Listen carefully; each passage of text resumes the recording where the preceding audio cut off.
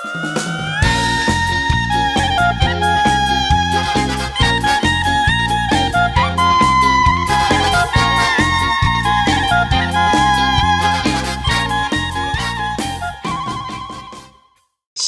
and welcome to Looking Up. At the end of this week's Torah portion, Behaalotcha, we read a story that happened to Moses' family, his sister Miriam, brother Aaron, and his wife Zipporah. Miriam, Moses' older sister, noticed that Zipporah, Moses' wife, stopped caring for how she looked. So she asked Zipporah. She said, "Zipporah, what's wrong? Why don't you dress up like the other woman?" And Zipporah answered to Miriam. She said, "Because your brother doesn't care how I look anymore." What happened was that at Matan Torah, receiving of the Torah at the mountain Sinai, Moses became the greatest of all prophets, and he separated from his wife. Miriam thought that it was wrong that he did it. She worried about her brother Moses, his wife Zipporah, and she spoke to Aaron. She said, "Aaron, I think Moses made a mistake. He shouldn't separate from his wife. You and I are prophets also, but we are still married. We don't leave our families."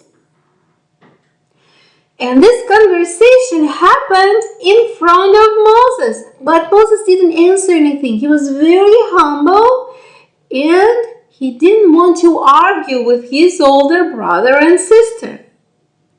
So God answered instead of Moses. He said this to Aaron and Miriam. "You think that Moses is as great in prophecy as you are, but this is wrong.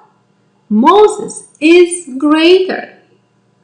To him I speak directly. He receives my messages while he is awake, and my messages are plain and clear. To all other prophets, I give messages when they are asleep, like in a dream, or they are in a trance.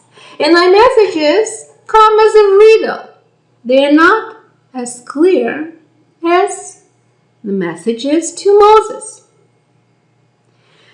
You didn't have the right to criticize him. I told him to separate from his wife. You should have realized that he did as I commanded him to do." After God criticized Aaron and Miriam, he punished Miriam. He punished her with tzara'at.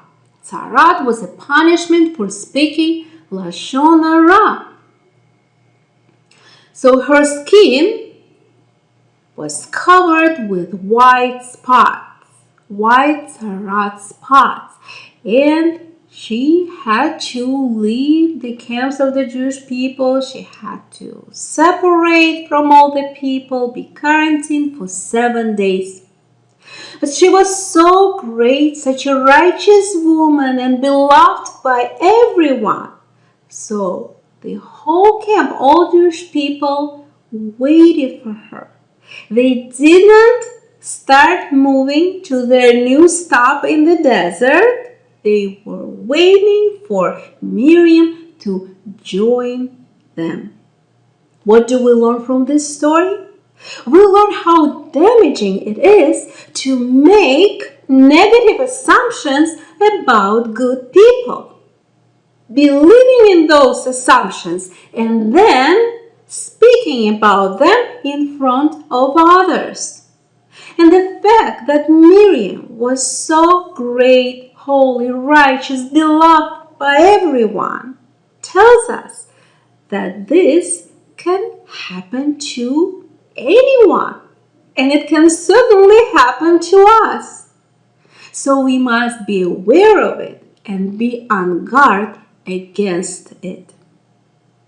And that's a lesson from this story in Parsha Behaalotcha. Shabbat Shalom.